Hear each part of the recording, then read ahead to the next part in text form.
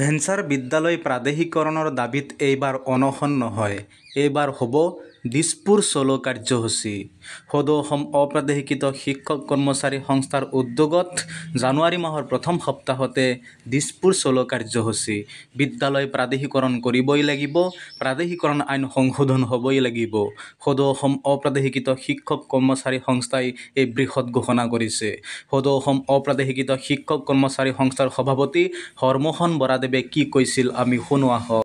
যে অহা জানুৱাৰী মাহৰ অৰ্থাৎ নতুন বছৰৰ 2024 চনৰ জানুৱাৰী মাহৰ 8 তাৰিখ সিদিনা সোমবাৰৰ দিনাখন আমি দিছপুৰ ঘেৰাও কাৰ্যসূচী লৈছোঁ। 8 তাৰিখ জানুৱাৰী 8 তাৰিখ সোমবাৰ 10 বজাত আমি দিছপুৰ 10:30 বজাত দিছপুৰ ঘেৰাও কাৰ্যসূচী আমি আৰম্ভ কৰিম। আমি অলপ পৰিকল্পিতভাৱে এইবাৰ আমাৰ কাৰ্যসূচীটো আগবঢ়াই লৈ যাম। কোনো শিক্ষকে ভয় খাবলগীয়া নাই। বহু শিক্ষকে ভয়তে এৰেষ্ট কৰিব, পুলিচে কিবা কৰিব বা প্ৰশাসনে কিবা আমাৰ ওপৰত ব্যৱস্থা ল'ব বুলি মিছাতে ভয় কৰি শিক্ষকসকলে লুকাই থকা বা নিৰ্দিষ্ট সময়ত উপস্থিত নোহোৱা এনে সুবিধাবাদী মনোভাৱ কোনোৱে নল'ব। বিভাগীয় আমাৰ অনুমতি থাকিব, গতিকে কোনেও ভয় নকৰিব। অহা 8 তাৰিখ দূৰণিবতীয়া যিখিনি জিলা, এই জিলাখিনিৰ শিক্ষক কৰ্মচাৰীখিনি যিখিনি ট্ৰেইনত আহিব তেওঁলোক ৰবিবাৰে গধূলি ট্ৰেইনত উঠিব আৰু 8 তাৰিখে অৰ্থাৎ সোমবাৰে আপোনালোকে আহি গুৱাহাটী পাব।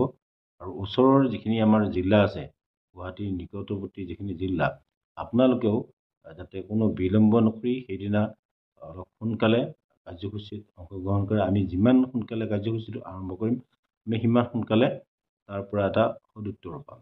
এইবাৰ ভাল খবৰ এটা লৈ আমি ঘৰলৈ উভতি যাম বুলি আপোনালোকে অকণমান ধৈৰ্য ৰাখিব।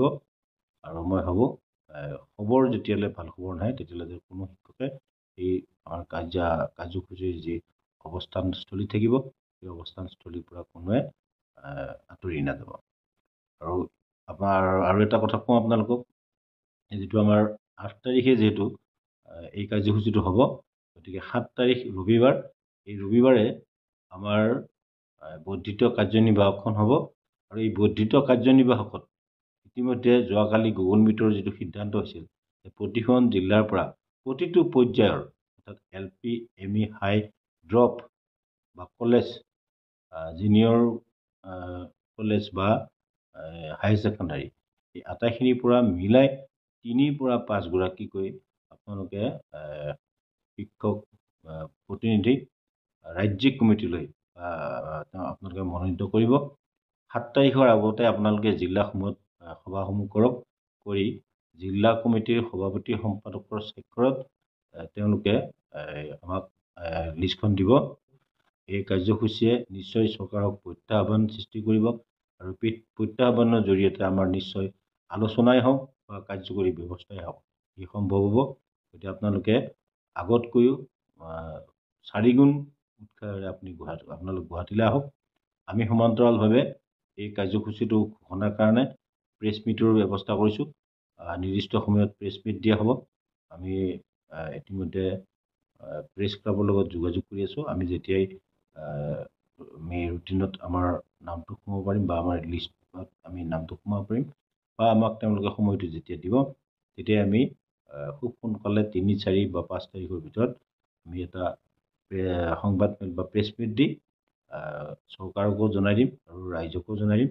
সকলোবোৰ গুৱাহাটীলৈ গুচি আহক, কেৱল মাত্ৰ প্ৰি টেষ্ট হৈ থকা হাইস্কুলখিনিক বাদে। ইতিমধ্যে নগাঁও জিলাত প্ৰি টেষ্ট শেষ হৈছে আৰু কোনোবা জিলাতো হয়তো শেষ হ'ব, কিছুমান জিলাত আৰম্ভ হৈছে। আমাৰ দৰং জিলাত 1 তাৰিখৰ পৰা 9 তাৰিখলৈ চলিব। চলিলেও সেই হাইস্কুলখনৰ মাত্ৰ 2জন শিক্ষকক দায়িত্ব দিব আপোনালোকে। বাকীখিনি যিহেতু এখন হাইস্কুলত 8ৰ পৰা 10জন ষ্টাফ থাকে, গতিকে 2জন থাকি বাকী 6জন শিক্ষক কৰ্মচাৰী, চকীদাৰজনকে আদি কৰি বা যিজন অফিচ ষ্টাফ থাকে, অফিচ এছিষ্টেণ্ট তেওঁকে সম্বন্ধিতে মুঠতে 2জন মাত্ৰ তাতে থাকিব স্কুলত, বাকীকেইজন কিন্তু এই অনুষ্ঠানলৈ আহিব লাগিব।